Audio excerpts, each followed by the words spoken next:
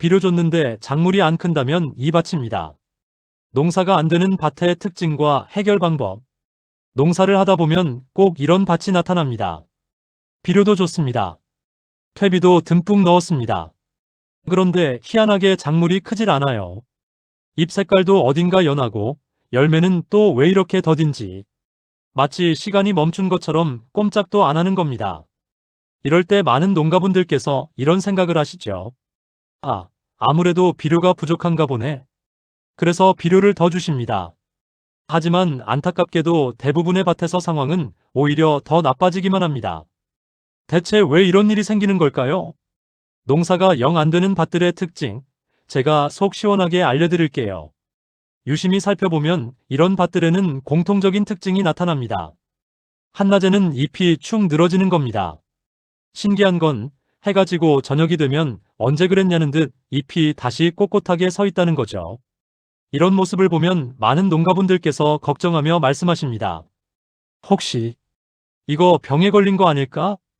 특히 푸사리움병으로 오해하시는 경우가 정말 많습니다. 하지만 놀라지 마세요.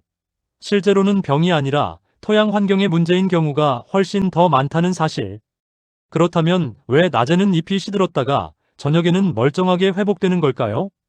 이 현상의 가장 큰 원인은 바로 토양 염류 농도의 상승 때문입니다. 토양의 비료가 계속해서 쌓이게 되면 토양 용액의 농도가 점점 높아집니다. 여기서 뿌리에 아주 중요한 문제가 발생합니다.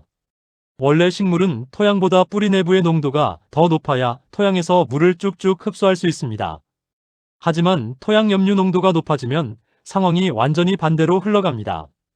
토양의 농도가 뿌리 내부보다 더 높아지면 오히려 뿌리에서 물이 빠져나가게 되는 겁니다. 쉽게 말해 뿌리가 물을 흡수하는 게 아니라 뱉어내는 상황이 벌어지는 거죠. 그래서 낮에 햇빛이 강해지고 식물의 수분 소비가 많아지면 뿌리가 물을 제대로 공급하지 못해 잎이 축 늘어지게 되는 겁니다. 그러다 저녁이 되면 기온이 내려가고 증산작용이 줄어듭니다. 그러면 식물이 필요로 하는 물의 양이 줄어들면서 뿌리가 다시 조금씩 물을 흡수하게 됩니다. 바로 이 때문에 낮에는 잎이 시들었다가 저녁에는 다시 회복되는 마치 귀신이 고칼노릇 같은 현상이 나타나는 것입니다. 농사가 안 되는 밭에서 동시에 생기는 세 가지 문제, 과연 무엇일까요?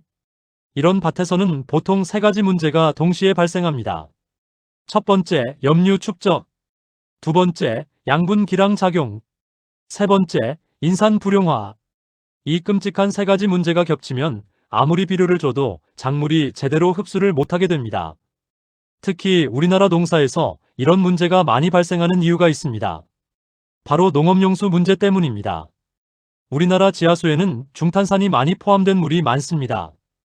이 물을 계속 사용하면 토양 pH가 점점 올라갑니다. pH가 올라가면 철, 망간, 아연, 붕소와 같은 미량 요소의 흡수가 급격하게 떨어집니다. 그래서 밭에서 잎이 노랗게 변하는 현상이 나타나는 겁니다. 이때 많은 농가분들께서는 혹시 마그네슘이 부족한가? 라고 생각하십니다. 하지만 실제 원인은 pH 상승으로 인한 미량 요소 결핍인 경우가 대부분입니다. 인산이 있어도 작물이 제대로 쓰지 못하는 이유 궁금하시죠? 토양에서 인산은 칼슘, 철, 알루미늄과 아주 쉽게 결합합니다.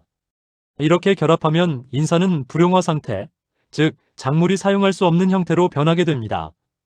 다시 말해 토양에는 인산이 충분히 있어도 작물은 굶어 죽는 상황이 벌어지는 겁니다.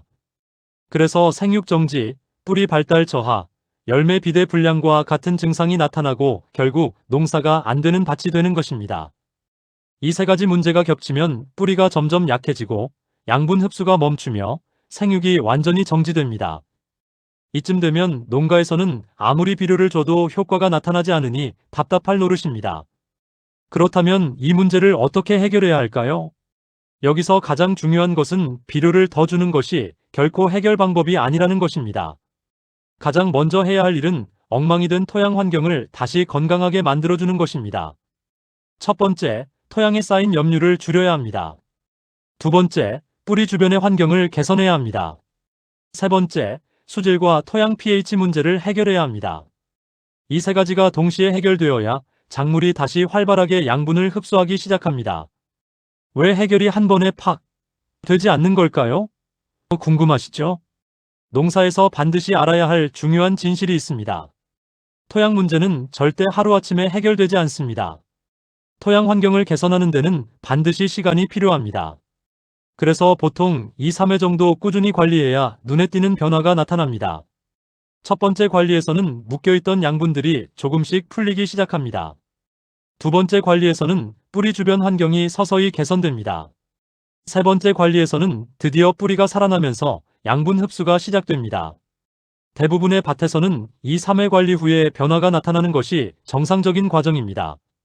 그렇다면 밭에서는 실제로 어떤 변화가 나타날까요? 보통 관리 후 일주일 정도 지나면 밭에서 놀라운 변화가 나타나기 시작합니다. 잎 색깔이 눈에 띄게 진해지고 새뿌리가 돋아나기 시작합니다. 그리고 이때부터 비료 효과가 서서히 나타나기 시작합니다. 농사는 단순히 비료만 많이 준다고 되는 것이 아닙니다. 토양 환경, 수질, 양분 균형, 이 세 가지 요소가 완벽하게 조화를 이뤄야 작물이 건강하게 자랄 수 있습니다. 오늘 제가 준비한 영상이 농가 여러분께 조금이나마 도움이 되었기를 바랍니다. 오늘 영상이 도움이 되셨다면 구독과 좋아요, 그리고 알림 설정까지 잊지 마세요.